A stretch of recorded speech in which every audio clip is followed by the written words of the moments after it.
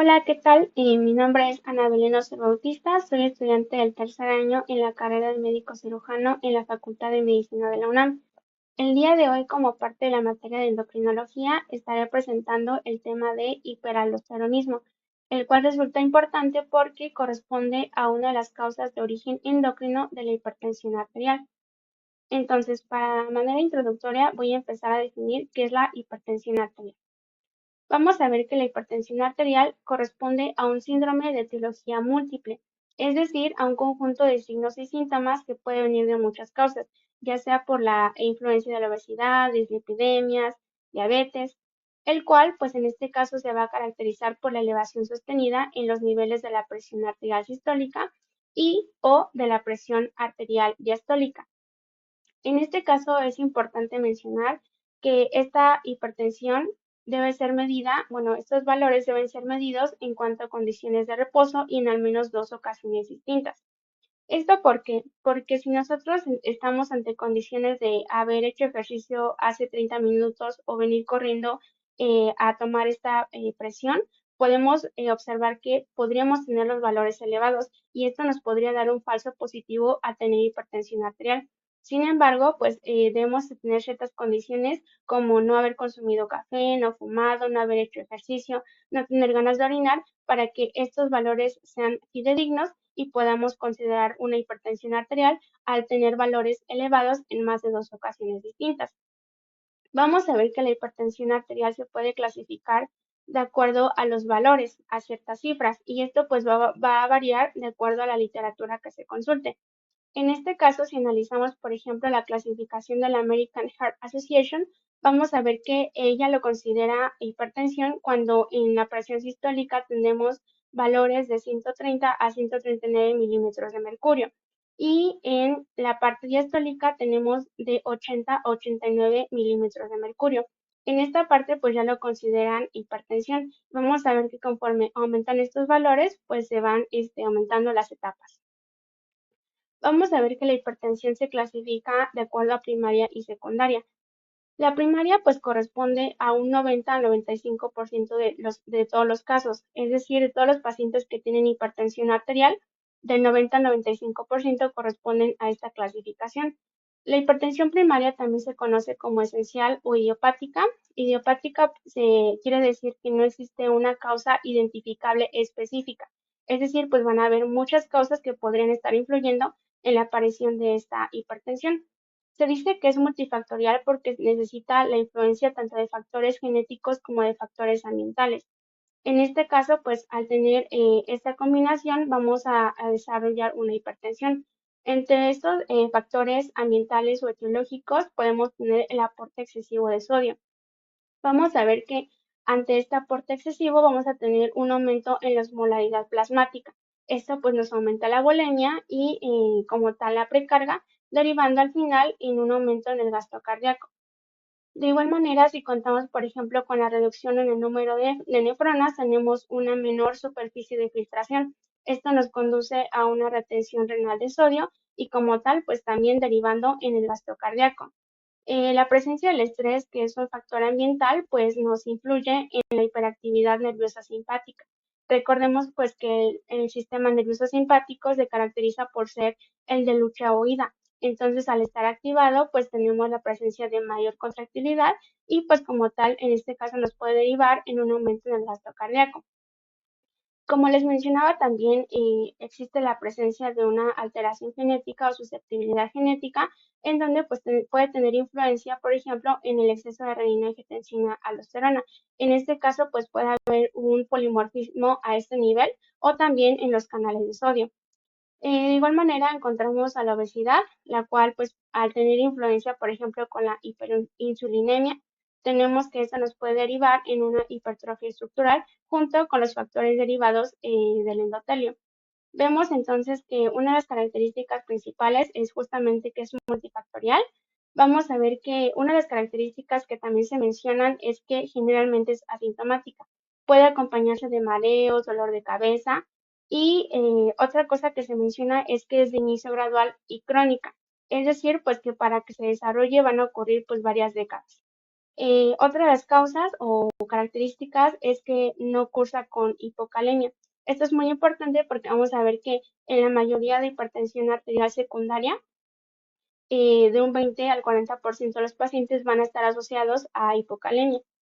De igual manera, se menciona que en los que tienen este tipo de hipertensión son pacientes de edad mayor a 30 años a 35 y va a ceder ante el tratamiento convencional. Esto es muy importante porque, por ejemplo, en la enfermedad que yo les voy a hablar acerca del hiperaldosteronismo, vamos a ver que se va a caracterizar por una hipertensión arterial resistente que no va a ceder ante estos fármacos.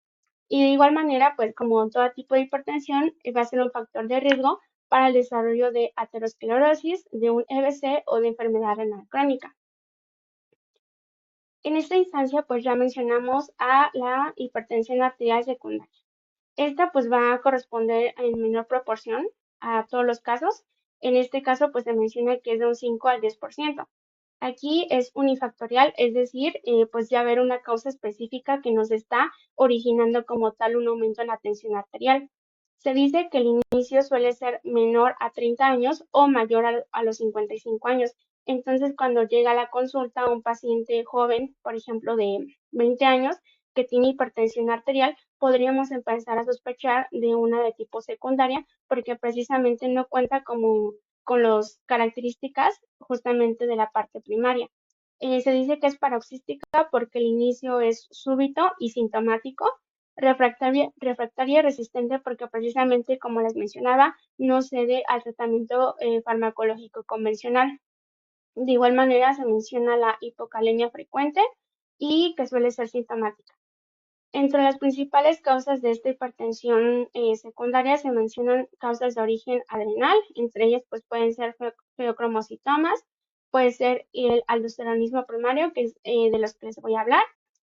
También podemos mencionar, por ejemplo, el síndrome de Cushing o por causas externas a la glándula suprarrenal. Entre ellas, pues se puede mencionar la paratormona, se puede mencionar la hipófisis y entre otras. En este caso, pues entrando ya en materia sobre el hiperaldosteronismo, esta vamos a ver que es un trastorno que se caracteriza por la hipersecreción de la aldosterona. Recordemos que la aldosterona es una hormona que se secreta en la corteza, en la zona glomerulosa, pues como tal de la glándula suprarrenal. Esto es muy importante porque vamos a ver que se va a regular por el sistema renina-angiotensina-aldosterona. Derivado a ello, pues vamos a tener que el hiperaldosteronismo se va a clasificar en dos partes, en la parte primaria y la parte secundaria. En ambas, como su nombre lo dice, la aldosterona va a estar elevada. La diferencia entre ellas es que una va a ser independiente del sistema renina-angiotensina-aldosterona y por lo tanto también se caracteriza por una disminución en la renina y en la parte secundaria esa se caracteriza porque la renina está pues aumentada. En este caso, pues vemos que en la tipo primaria el problema va a estar como tal en la glándula. La glándula nos va a generar que la aldosterona se empiece a elevar y pues de manera final, al momento de que se encuentra la aldosterona final, de manera compensatoria, pues se va a suprimir la renina. Dentro de las causas primarias que se pueden mencionar, pueden ser hiperplasias, puede ser un adenoma productor de aldosterona, entre ellos se menciona, por ejemplo, el síndrome de Cohn, o puede ser de tipo familiar, en la cual se menciona del 1 al 5. En la tipo secundaria tendremos pues un aumento en la renina, aquí pues sí va a ser dependiente del sistema renina-angiotensina-aldosterona, y este pues va a ser, vamos a ver más adelante que el sistema renina-angiotensina-aldosterona se va a elevar o se va a activar por varios factores, entre ellos la disminución en la perfusión renal. Si nosotros tenemos, por ejemplo, una estenosis en la arteria renal, tenemos una disminución en el flujo sanguíneo que llega justamente a esas estructuras. Lo que va a ocurrir es que se va a activar este sistema y pues por lo tanto tendremos un aumento en la aldosterona y un aumento en la renina. Aquí el problema, a diferencia de la primaria, no va a estar como tal en la glándula suprarrenal, sino que como aquí se menciona, está en la arteria renal, o sea, va a estar en estructuras adyacentes. La primaria es propiamente de la glándula, como se observa aquí en un adenoma, y en la secundaria, pues por ejemplo aquí en una estenosis. No es la única causa, por ejemplo, se menciona la hipovolemia o la insuficiencia cardíaca. Entonces, para ya entrar en materia sobre cómo funciona todo esto, les mencionaba el sistema renina-angiotensina-aldosterona. Vemos que aquí pues inicia con el angiotensinógeno, el cual se va a estar secretando por el hígado. Para que nosotros activemos el sistema renina-angiotensina-aldosterona, tenemos que tener una hipovolemia, una disminución en la presión arterial, también una disminución de sodio a nivel del túbulo en la mácula densa y un aumento en nuestra actividad nerviosa renal. Aquí, como les mencionaba anteriormente, tendremos un aumento en la actividad del sistema nervioso simpático. Especialmente, pues vamos a tener la participación de la noradrenalina. La noradrenalina nos va a ayudar en la participación con los receptores alfa adrenérgicos y los receptores beta adrenérgicos. En este caso vamos a ver que los alfa adrenérgicos nos van a participar en un aumento en la resistencia periférica. Vamos a ver que de manera pues general la fisiopatología del por qué nos sucede una hipertensión arterial es porque hay aumento en el gasto cardíaco y aumento en la resistencia periférica. Ante un aumento en el gasto cardíaco vamos a tener que la fuerza de la sangre pues va a aumentar y la resistencia periférica es que en esta sangre que está aumentada va a empezar a chocar con las paredes arteriales, por lo tanto pues generando como tal una hipertrofia a largo plazo en esas arterias. Entonces tenemos aquí pues los receptores beta-adrenérgicos que nos van a participar o van a contribuir al gasto cardíaco y como tal pues derivando tanto la resistencia como el gasto cardíaco a la presión arterial. Y pues aquí pues igual se menciona la angiotensina 2 y la aldosterona, que pues como tal derivan en una expansión del volumen. En este caso pues ya mencionamos a la renina que se activa ante estos tres mecanismos. Vamos a ver que la renina va a participar, pues, para que llegue la participación también de la angiotensina 1 por medio de la enzima convertidora de angiotensina. Esta se va a pasar a ser tipo 2 y esto es muy importante porque esta enzima va a participar en que se desactive o inactive la bradicinina. Esto es muy importante porque la bradicinina tiene efectos de natriuresis, de óxido nítrico y de vasodilatación. Al estar inactiva, pues contribuimos de cierto modo a la vasoconstricción.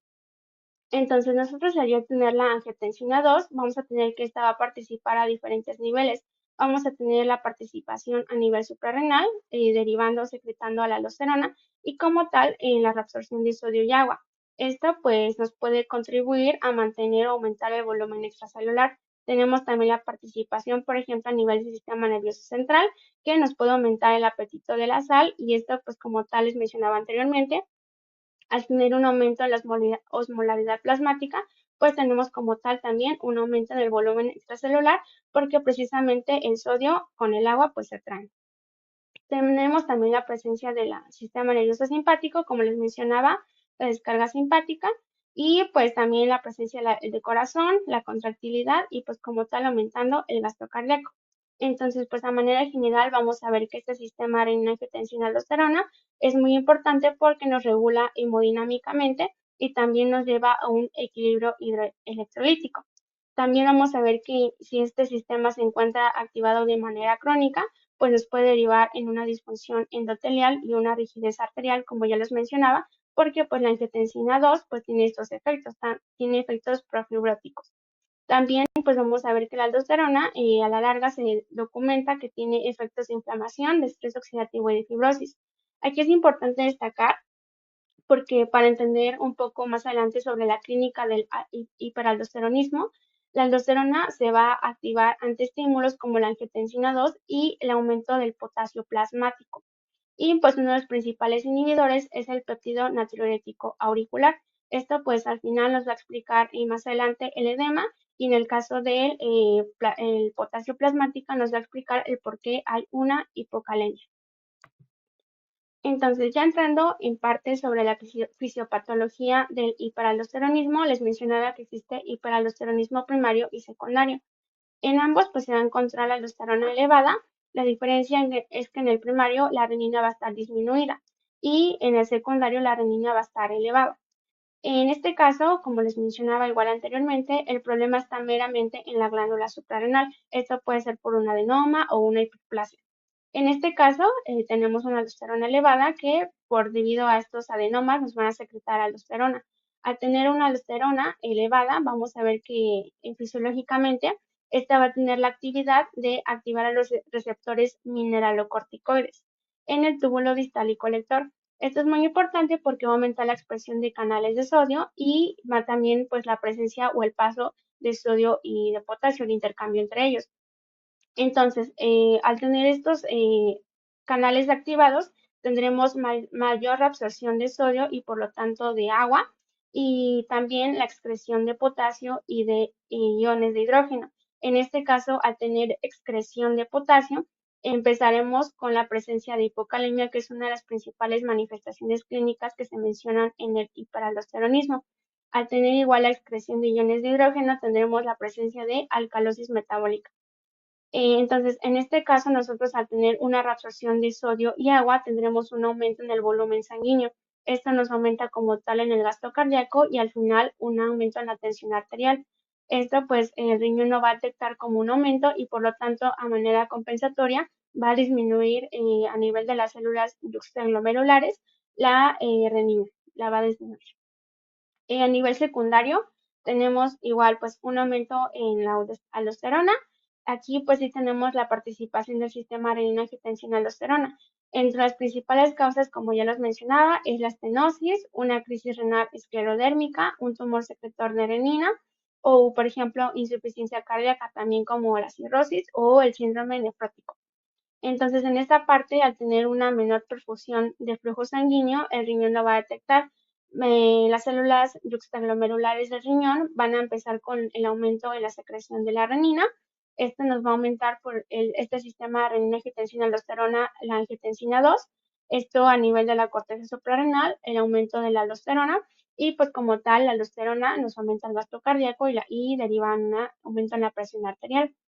De igual manera, al tener una angiotensina 2 elevada, vamos a ver que pues como les mencionaba anteriormente, tiene efectos de vasoconstricción, es un potente vasoconstrictor, por lo tanto, pues también contribuye en la presencia de la hipertensión. Pues en esta parte la clínica que se podría mencionar es que todo esto nos deriva como tal en una tensión arterial, debido a que también empezamos con el aumento en la excreción de potasio, vamos a tener una hipocalemia. También pues se menciona la parte de un aumento en el bicarbonato de sodio y pues a manera compensatoria también vamos a tener la presencia de aumento de cloro urinario. Una vez analizado esta parte, vamos a ver el diagnóstico. ¿Cómo podemos diagnosticar a un paciente con hiperaldosteronismo ya conociendo la clínica y la fisiopatología? Pues vamos a ver que a diferencia de la hipertensión arterial primaria, aquí tendremos una hipertensión arterial resistente. Vamos a ver que la tipo primaria va a ceder ante fármacos convencionales, sin embargo la secundaria, en este caso específicamente el hiperaldosteronismo, no va a ceder ante estos fármacos.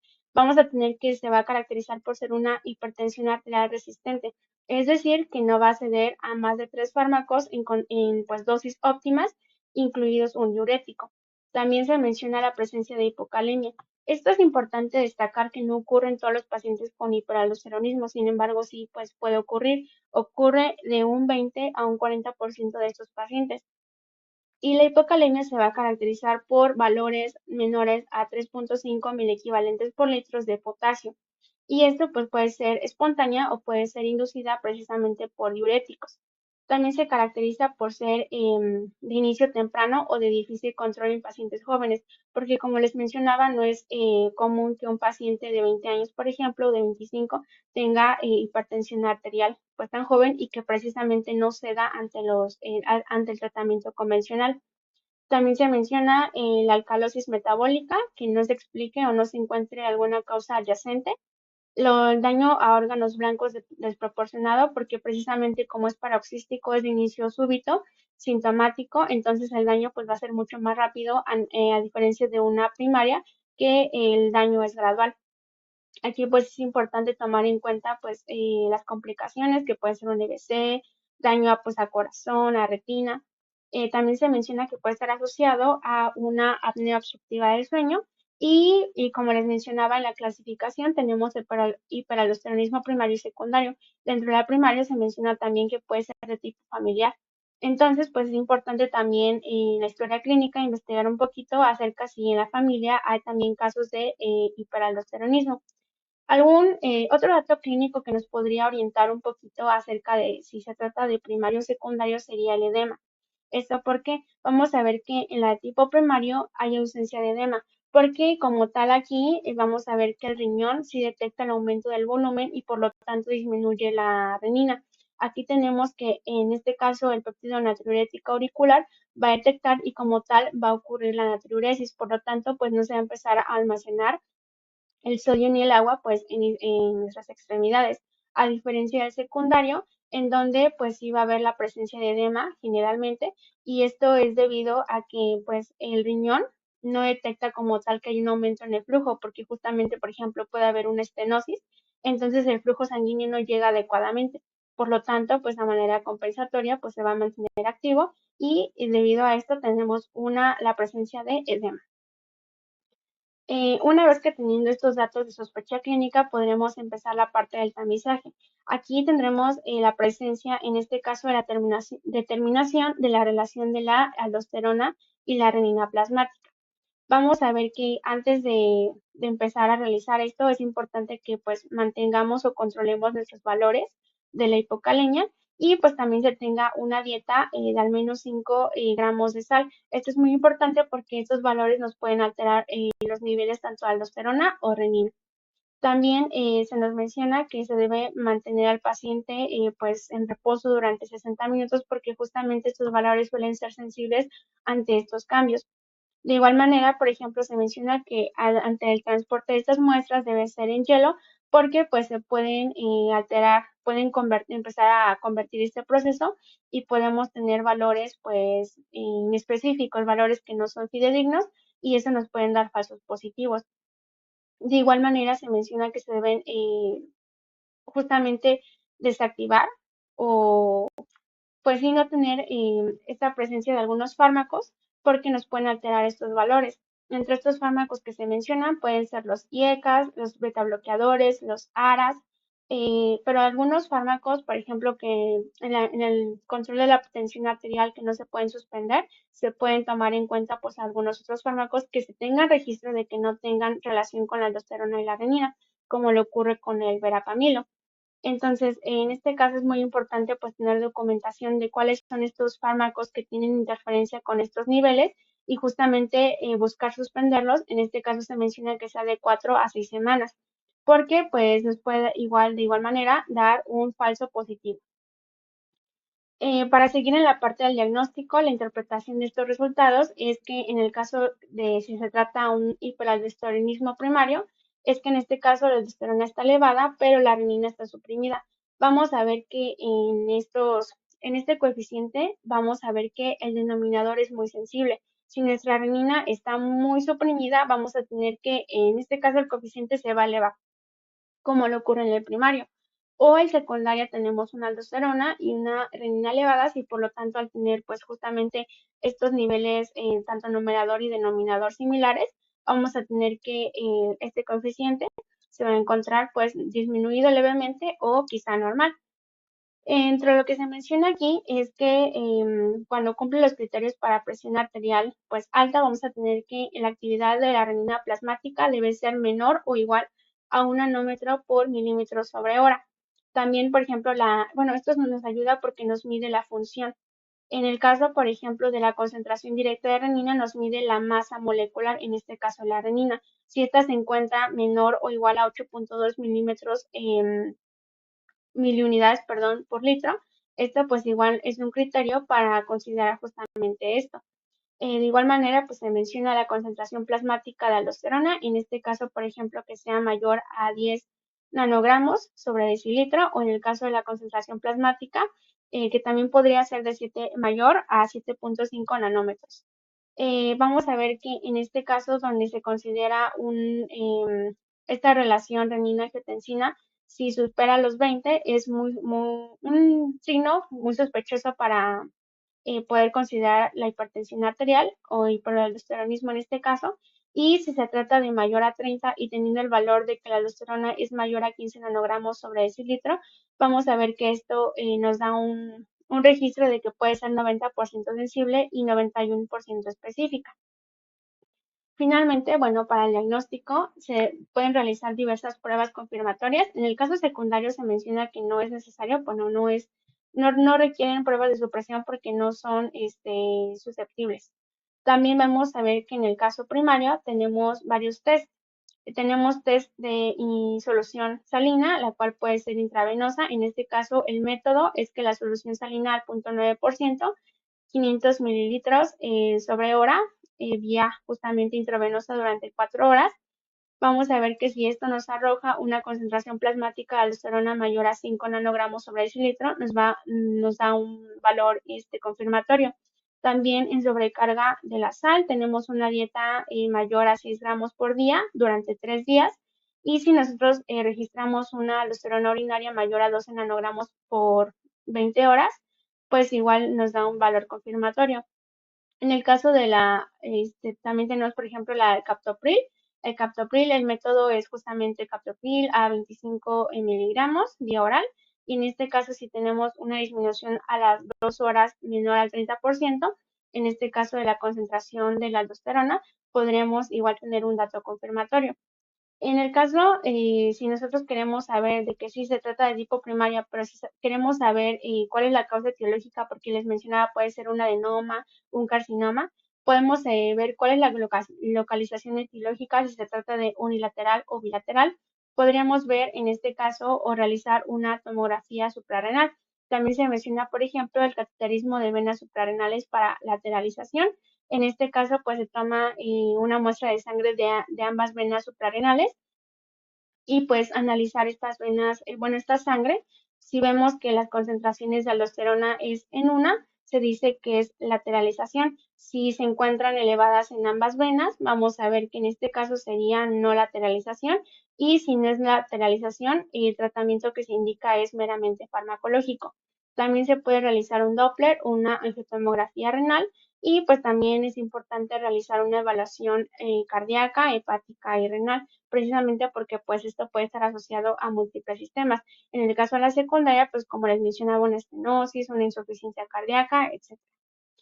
Y pues como diagnóstico diferencial es muy importante contemplar varios síndromes. En este caso, por ejemplo, el primero corresponde a un síndrome genético, el cual es una enfermedad autosómica dominante, en la cual pues es importante pues investigar la diferencia podría confundirse con hiperaldosteronismo debido a que tiene la misma clínica. Sin embargo, en esta van a estar suprimidas ambas, tanto la renina como la aldosterona. Y recordemos pues que la aldosterona debe ser aumentada en hiperaldosteronismo. De igual manera, pues es importante descartar hipertensión arterial esencial, como ya les mencionaba, por varios criterios, como lo puede ser la edad. También, pues el exceso aparente de mineralocorticoides o otras causas de hipocalemia que nos podrían igual dar un dato, pues quizás sospechoso de que podría tratarse de eso, sin embargo, pues no. En cuanto al tratamiento, en primera instancia, el objetivo es que se tenga un control de la hipertensión arterial y también se tenga una corrección en las alteraciones electrolíticas, porque como les mencionaba, tenemos en primera instancia pues una hipocalemia, tendremos pues también alteraciones en el sodio, que pues nos puede generar edema o incluso pues los hidrogeniones, generando pues una alcalosis metabólica. En cuanto al primario, vamos a ver que si nos podríamos orientar de acuerdo a los resultados del cateterismo suprarrenal. Esto, pues como les mencionaba, si es lateralización. Vamos a ver que los primarios se puede clasificar de acuerdo si son tratables o no tratables. En el caso de los tratables, vamos a ver que pueden ser tratables a los adenomas, los carcinomas, y estos si se tratan pues de manera, bueno, si son productores de la aldosterona. También si se trata, por ejemplo, de un feocromocitoma o si se trata de un tumor ovárico secretor de aldosterona. Los no tratables quirúrgicamente se menciona la hiperplasia adrenal bilateral. También, por ejemplo, si existe un adenoma, pero este se suma a una hiperplasia. También, pues, los hiperaldosteronismos familiares, pues no hay quirúrgicamente cómo participar ahí, pues es meramente farmacológico. Entonces, ya teniendo esto presente, si vemos que el paciente es candidato a algo quirúrgico, vamos a ver que lo que se destaca en la literatura es que es una adrenalectomía laparoscópica con seguimiento clínico y bioquímico. Esto es precisamente pues para ver cómo es la evolución del paciente ante este tratamiento. También se menciona, por ejemplo, si no es candidato al tratamiento quirúrgico, se destaca el tratamiento farmacológico y entre ellos tenemos a los antagonistas de los receptores a los mineralocorticoides. Entre ellos, por ejemplo, está la espironolactona, la cual pues se menciona que puede ser en primeras dosis de 12 a 0.5 miligramos a 25 miligramos por día. Y vamos a ver que, pues para los resultados, vamos a ver que la hipocalemia pues suele ceder a los días, sin embargo la hipertensión arterial pues sí requiere tiempo, ¿no? De meses. En este caso pues siendo desde uno hasta varios. Y también se mencionan otras alternativas en caso de que ésta se tenga intolerancia. Entre ellas tenemos la amilorida o triaterina. En la parte secundaria vamos a ver que como tal se debe tratar la causa adyacente porque como les mencionaba no se trata como tal de una afección meramente en la glándula, sino que pues se ven involucradas estructuras adyacentes. Como ocurre en la estenosis de la arteria renal, se puede realizar una revascularización. En el caso de la insuficiencia cardíaca o cirrosis, pues justamente tratar la enfermedad de base. En el caso pues secundario también se pueden requerir antagonistas de aldosterona como coadyuvantes y pues de manera general en todos los pacientes, tanto primarios como secundarios, se deben tener un factor, bueno, un control en los factores de riesgo, precisamente pues para evitar complicaciones, ¿no? A largo plazo. También ajustes en la ingesta de sodio, aquí pues no se indica como tal que se restringa, sino justamente que se tenga pues un ajuste, pues para que podamos controlar esta parte. También el control de la tensión arterial, el potasio y la función renal, y esto pues es con ayuda del clínico. También pues evaluación de los efectos adversos y el ajuste de dosis según a la respuesta clínica. Y esto pues resulta importante porque, como les mencionaba, podemos iniciar con dosis bajitas y pudiendo aumentar o viceversa, pudiendo iniciar con estas dosis, sin embargo, si no responde bien, pues suspender el tratamiento. Finalmente, pues aquí está un algoritmo en el que vemos que no todos los que si se diagnostican, por ejemplo, por imagen, ya sea por tomografía o por resonancia, si se diagnostican algunos nódulos, algunos adenomas, algunos carcinomas, no todos van a ser candidatos a cirugía. Esto pues depende también de factores de riesgo como lo puede ser la edad, en el que, por ejemplo, aquí se menciona si es nódulo hipodenso mayor a 1 centímetro. Si es menor a 40 años el paciente, puede ser una cirugía, en este caso extirpándolo, ¿no? En el caso de que sea mayor a 40 años, pues se toman en cuenta otros factores. Si existe alguna contraindicación o en caso de que el paciente no desea cirugía, pues se deben tomar otras medidas, como lo es el tratamiento farmacológico y pues como tal un monitoreo.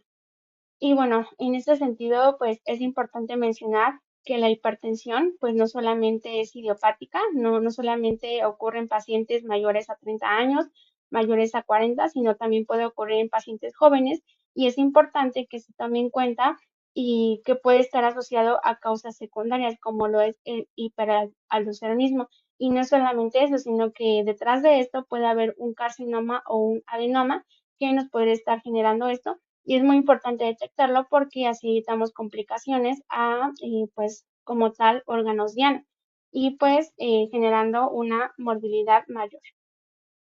Y bueno, eso sería todo. Y muchas gracias.